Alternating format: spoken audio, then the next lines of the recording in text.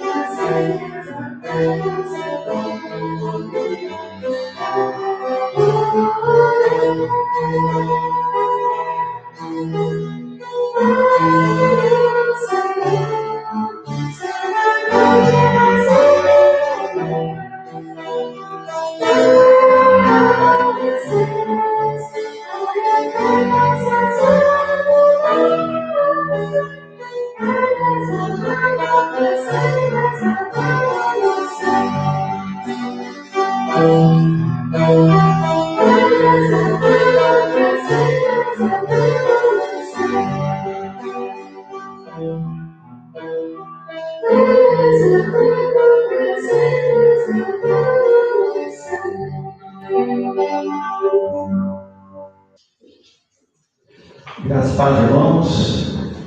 Espero que durante essa semana você tenha sido guardado pelas mãos do nosso Deus. E mais uma vez você tenha experimentado os seus cuidados. Bem, daqui a 2 semanas está previsto o nosso retorno presencial, no domingo à noite. Vocês receberão as instruções, como nós vamos fazer o agendamento, visto que nós temos uma limitação em relação à quantidade de pessoas presentes aqui na igreja, no momento do culto, e também em relação a todas as normas de segurança, os protocolos, tudo isso que vocês receberão pelos grupos da igreja e também lá na página do Facebook. Página da igreja. Então, até semana que vem, todas as informações já estarão com vocês. Bem, hoje, encerrando a nossa série a respeito do sentimento que havia em Cristo, a busca por esse sentimento. Hoje, nosso 6º encontro, a nossa 6ª reflexão acerca disso, eu gostaria de ler com vocês o texto de Lucas, no capítulo 9, versos de 23 a 27. Talvez, se Paulo tivesse lido o Evangelho de Lucas, esse seria um texto que fundamentou a escrita de Paulo aos Filipenses, no capítulo 2. Existe uma estreita conexão entre esses dois textos. Então, no Evangelho de Lucas, capítulo 9, versos 23 até o verso 27, vemos assim: Dizia a todos, se alguém quer vir após mim, a si mesmo se negue, dia a dia tome a sua cruz e siga-me. Pois quem quiser salvar a sua vida, perdê-la. Quem perder a vida por minha causa, esse é salvador. Que proveita ao homem ganhar o mundo inteiro, se vier a perder ou causar dano a si mesmo? Porque qualquer que de mim e de minhas palavras se envergonhar, dele se envergonhará o Filho do Homem, quando vier na sua glória, e na do Pai e dos seus santos anjos. Verdadeiramente vos digo, alguns há dos que aqui se encontram que de maneira nenhuma passarão pela morte, até que vejam o reino de Deus. Gostaria de fazer algumas considerações a partir desse texto. Eu gostaria que você tivesse em mente que a frase, a expressão que nos motiva a pensar sobre isso é a busca de um sentimento ideal.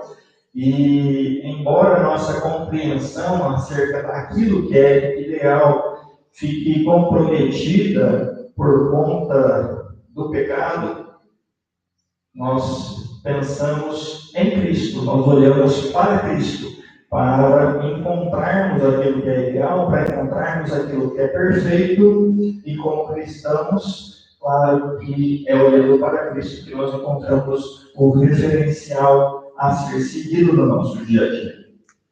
E a primeira consideração, quando eu leio esse texto, é acerca do que é ser cristão. E essa é uma pergunta que precisa ser respondida por todos nós que nos declaramos cristãos. E ela precisa ser respondida porque às vezes nós associamos ser cristão com gostar de igreja, ou de fazer parte de uma igreja, ou de ter alguns princípios que podem ou não serem retirados das páginas da Bíblia. Nós, então, nos colocamos como cristãos, mas nem sempre temos uma resposta clara do porquê nós assim nos identificamos. Bem, quando nós vemos um pouquinho antes desse texto, também no capítulo 9, dos versos 18 até o verso 23, aqui do Evangelho de Lucas, nós encontramos Jesus conversando com seus discípulos a respeito de como o povo identificava Jesus. Para o povo, quem era Jesus? E os discípulos, então, fazem ali algumas declarações até que chega a vez de Pedro. E Pedro, então, olha para Jesus e diz: Tu és o Cristo de Deus. Bem, essa declaração é o que dá o start, que dá o começo para que então Jesus explique o que é ser cristão. Tu és o Cristo de Deus, o Messias, o prometido, aquele que nós encontramos nas páginas do Antigo Testamento, aquele que haveria de vir e haveria de mudar a realidade da vida das pessoas. Aquele que traria libertação, aquele que livraria do cativeiro, e essa sempre foi a expectativa do povo judeu, do povo de Israel, e é claro que é a expectativa dos discípulos e é a expectativa de todas as pessoas que estavam próximas ali a Jesus também nesse momento. Mas quando Jesus ouve essa declaração da boca de Pedro, ao invés de projetar qualificações, ao invés de falar da grandiosidade de quem ele era realmente, ou falar a respeito dos anseios daquele povo, Jesus fala sobre o sofrimento que o Cristo, que o prometido, que o Messias haveria de vivenciar. Jesus fala de um sofrimento necessário. E esse sofrimento necessário antecede a glória. Esse sofrimento necessário pelo qual o Filho de Deus, o Cristo, deveria experimentar, vem antes que ele fosse exaltado. Bem ao contrário do que nós vemos sendo pregado. Na verdade, completamente o contrário. Nós associamos o abraçar da fé cristã com exaltação. e não com o sofrimento necessário. Nós associamos a experiência da fé cristã, o dia a dia da vivência cristã, com as histórias, com a realização dos seus desejos, com a solução dos seus problemas, mas não é bem assim. Ou pelo menos não é e não será sempre assim.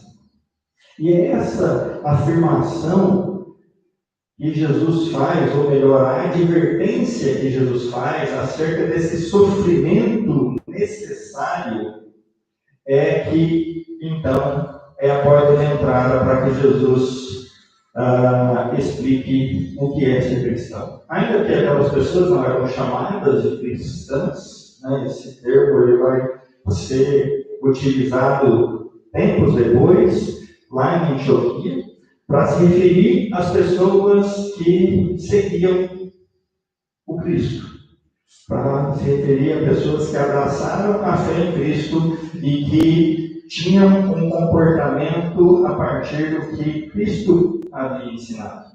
Mas, quando Jesus começa a falar a respeito desse sofrimento que era necessário que fosse experimentado por ele, pelo Cristo prometido, Jesus então diz assim: se alguém quer vir após mim, ou seja, se alguém quer ser meu seguidor, se alguém quer ser cristão, a si mesmo se negue. Dia após dia, tome a sua cruz e então siga-me. Então percebam que existe aqui uma receita, existe um caminho a ser percorrido para que então aqueles que decidiram seguir a Cristo possam se identificar como cristãos. E o primeiro ingrediente dessa receita é negar-se a si mesmo. Ora, isso precisa ficar muito claro para nós, porque se não há negação de nós mesmos, se não há um abrir mão da maneira como nós enxergamos o mundo, se não há o abrir mão dos valores que nós recebemos e carregamos como bagagem nas nossas vidas até o momento em que nós fomos confrontados com a pessoa de Jesus Cristo, se eu ou você não pegarmos tudo isso e simplesmente colocarmos de lado para então seguir a Cristo, olha, na melhor das hipóteses, nós estamos carregando um fardo desnecessário.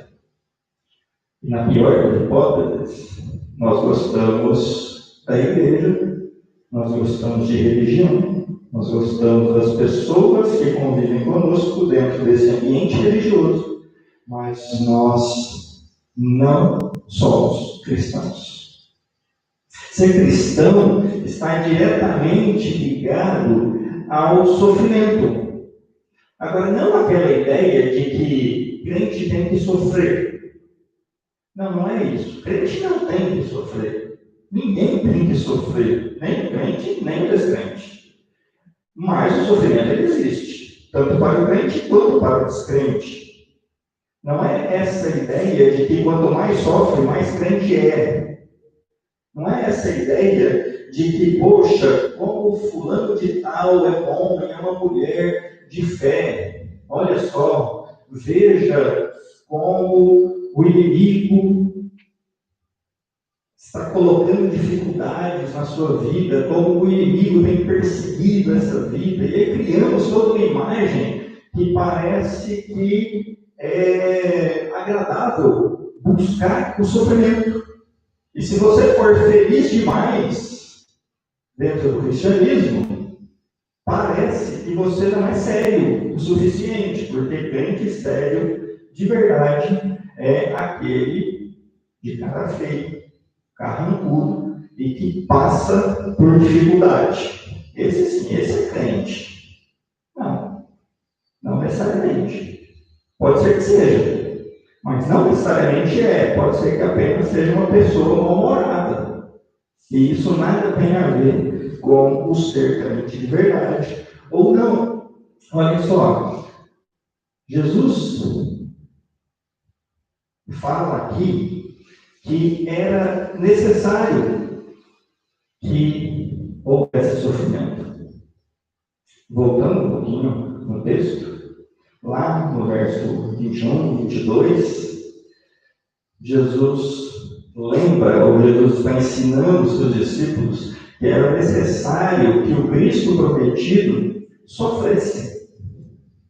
Isso nos ensina que a nós, como cristãos, existe um sofrimento que é necessário. E aí vamos esclarecer isso também. Porque todos nós sofremos. O nosso dia a dia, ele é mais ou menos, mais para alguns, menos para outros, mas o nosso dia a dia, ele é de sofrimento, ele é de luta, ele é de desgaste, por conta das diversas circunstâncias da vida. Todos nós somos bombardeados no nosso dia a dia. Mas você já parou para pensar que o sofrimento comum, esse sofrimento de todos nós, ele é fruto do nosso pecado. É da nossa arrogância, é da nossa ansiedade, das nossas brigas, da nossa dificuldade na construção de relacionamentos, da nossa idolatria. O sofrimento, ele existe no nosso dia a dia porque nós vivemos num mundo corrompido pelo pecado. E em nós também existe uma natureza pecaminosa que nos leva a cometer esses mesmos pecados, e todo pecado gera uma consequência. E nunca será uma boa consequência. E aí nós sofremos com isso. Esse é o sofrimento comum. Ninguém está isento disso. Mas esses sofrimentos, eles não são necessários. E eu diria que, na maior parte do tempo, nem ao menos, eles são úteis. Porque, na maior parte do tempo, nós, nem ao menos, aprendemos com o sofrimento. De maneira que não voltemos a repetir os mesmos erros. Pelo menos essa é a realidade da maioria de nós. Jesus está falando de um sofrimento que é o sofrimento necessário. E o sofrimento necessário é o negar-se a si mesmo. Não existe nada mais doloroso para nós, como seres humanos, como homens e mulheres, em algum momento da história das nossas vidas, vivíamos separados de Deus, escravizados pelo pecado. Não existe nada mais confrontativo do que aquele momento que Jesus entra na sua vida e a partir daí você se vê na obrigação de mudar os seus valores. Porque isso não acontece como um passe de mágica. A partir do momento que você é crente, tudo aquilo que você fazia de errado, você deixa de fazer. Tudo aquilo que você acreditava e que agora você entende que é errado, você deixa de acreditar. Isso é uma fantasia. Isso não existe, não é assim. E por isso Paulo, aos Romanos, ele nos lembra que é necessário que haja uma transformação. E essa transformação, ela é constante, ela é diária e ela é constante. Todos os dias nós devemos e precisamos sermos transformados. E isso é doloroso. Isso é doloroso porque ela revela a nossa fragilidade. É doloroso porque revela que até ontem eu tinha um discurso e eu tinha um comportamento que hoje eu vejo que está errado. E essa mudança, essa nova compreensão, essa nova visão de mundo agora a partir da ótica de Jesus, me leva a reconstruir relacionamentos, a pedir perdão, a pensar diferente, a agir diferente, a falar diferente. E para a gente é complicado esse negócio. Até ontem eu fazia afirmando que estava fazendo o correto. Hoje eu percebo Hoje eu reconheço que estava errado. E agora eu preciso admitir que eu estou errado e mudar de comportamento. Esse negócio de admitir que está errado não é bom para a gente, não. A gente não gosta disso. Ter que falar que durante 30 anos da minha vida, 40 anos da minha vida, eu vivi uma mentira. Para mim era verdade, mas hoje eu vejo que é uma mentira. E aí, como que eu chego diante das pessoas e mudo esse meu discurso? Isso é doloroso. Isso é difícil para nós. O negar-se a si mesmo é esse primeiro passo. Esse é o sofrimento necessário. É o esvaziar-se de si.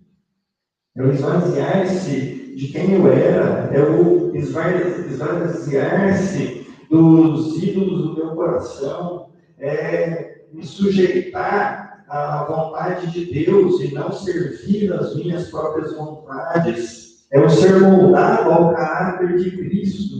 É o assumir para si os valores, não a partir do que eu acho ou do que eu aprendi com outras pessoas, mas a partir daquilo que eu encontro na palavra de Deus. Por mais que isso seja completamente diferente do que a minha mãe, meu pai, meu avô me ensinou a vida inteira. E aí eu preciso chegar diante desse fato, desse confronto, e eu tenho que fazer uma escolha. E muitas vezes eu preciso, inclusive, dizer para as pessoas: você me ensinou errado. Você está errado. E eu não penso mais dessa maneira. Eu não quero seguir mais esse ensinamento. E isso nos fere. Porque o ser moldado ao caráter de Cristo não é de uma forma meiguinha, bonitinha, tranquila. É a partir de uma guerra. É a partir de algo que vai acontecendo dentro de nós, com o agir do Espírito Santo dentro de nós, em oposição àquilo que reinava até esse encontro com Cristo. Existe uma guerra dentro de nós, daquilo que eu gostaria de fazer com aquilo que agora eu sei que eu devo fazer. E isso não se alinha. Isso é o oposto. E eu preciso então lidar com isso. E eu sofro com tudo isso. E tudo isso me parece, no primeiro momento, como sendo uma derrota. O abrir mão dos meus valores antigos, o negar-se, o esvaziar-se, o assumir dia após dia uma cruz e o seguir a Cristo passa um ar de derrotismo. Parece que ao fazer isso você se anula de tal maneira que você deixa até mesmo de ser uma pessoa. Porque o que nós ouvimos no dia a dia, o que nós ouvimos constantemente é o contrário disso. O que nós ouvimos no dia a dia é que você deve se impor, que você tem que colocar as suas ideias, que você tem que conquistar o seu espaço. E nós achamos que nosso relacionamento com Deus é assim também. E parece que está todo mundo certo. Deus está certo, mas eu também estou. E entre a vontade de Deus e a minha, eu vou fazer a minha. Se deixar para que eu escolha, eu vou fazer a minha. E você só vai falar a sua se você guerrear contra esse tipo de pensamento, esse tipo de comportamento, e você esvaziar-se de si. O que Jesus diz, na verdade, é exatamente o contrário disso. Jesus aponta para um caminho que é o caminho da vitória e não do derrotismo. Olha só, verso 24 ele diz assim: quem quiser salvar a sua vida, precisa perdê-la, precisa abrir mão. Se você ainda acreditar que você está no controle, e que você deve permanecer no controle, isso é derrota. Isso é derrota. A vitória não está no seu controle, no meu controle. A vitória está quando as nossas vidas elas saem do nosso controle e vai para o controle daquele que nos criou. Quando nós assumimos sobre nós esse senhorio de Cristo, isso sim é o caminho da vitória. Enquanto nós continuamos querendo fazer com que as coisas sejam do nosso jeito, isso é derrota. Isso é derrota para nós, como homens. Se você não se perder, você já está perdido. Enquanto você não abrir mão, você nada tem de verdade. Lembre-se que não existe um meio termo. Ou a nossa vida tem como Senhor a Cristo, ou a nossa vida tem como Senhor o pecado. Não existe um terceiro campo entre um e outro. Ou é uma coisa, ou é outra coisa. Para ganhar, tem que perder. Não existe empate nesse relacionamento. Não existe empate dentro dessa dinâmica aqui. É ganhar ou perder. Quando você perde, você ganha. Quando você se esvazia, você ganha. Quando você se mantém do jeito que está, você perde. Acreditando que está ganhando. É confuso isso, né? É confuso porque isso choca com aquilo que nós gostaríamos que fosse. Porque nós continuamos querendo ter o controle de todas as coisas. Mas quando você se perde, ou quando você se esvazia, então você vence. Por isso, Jesus vai dizer que quem perder a vida, esse tem a vida salva. Quem abre mão, quem abre mão do controle da sua vida, esse é que está seguro. Porque agora, então, tem a sua vida sob o controle do Deus Todo-Poderoso. A gente precisa lidar com essa dificuldade, a gente precisa guerrear em relação a essa luta interna e externa também, que nós acabamos enfrentando. E não somente vence, mas alcança a maior de todas as vitórias. Porque a maior de todas as vitórias não são aquelas que eu posso pegar, que eu posso controlar, aquelas que eu posso segurar nas minhas mãos. Todas essas, elas são importantes, né? As conquistas, as aquisições, tudo isso é importante. Tanto é que Deus nos abençoe em todas essas áreas também. Mas a maior de todas as vitórias é ser digno de ser identificado com o próprio Cristo. Porque isso é ser cristão, é ser identificado com o próprio Cristo. A esses existe uma promessa. A estes existe a promessa que nós encontramos no final desse texto aqui, quando nós fazemos uma leitura inversa naquele texto. Porque lá no verso 26, Jesus diz que aqueles que de mim, das minhas palavras, se envergonhar, desses, ele, seu Pai, e os santos anjos também se envergonharão. Mas o contrário disso é que aqueles que forem encontrados dignos de serem identificados com o próprio Cristo, deles, ele, o Cristo, e o seu Pai, não vai se envergonhar. Essa é a maior de todas as vitórias.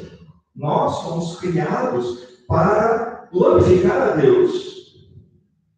Alcançar esse estágio, alcançar esse momento nas nossas vidas é a maior de todas as vitórias. Maior do que qualquer uma outra que a gente possa conquistar aqui, nessa vida, aqui nesse mundo. Só que isso só é possível quando nós perdemos. Isso só é possível quando nós nos esvaziamos.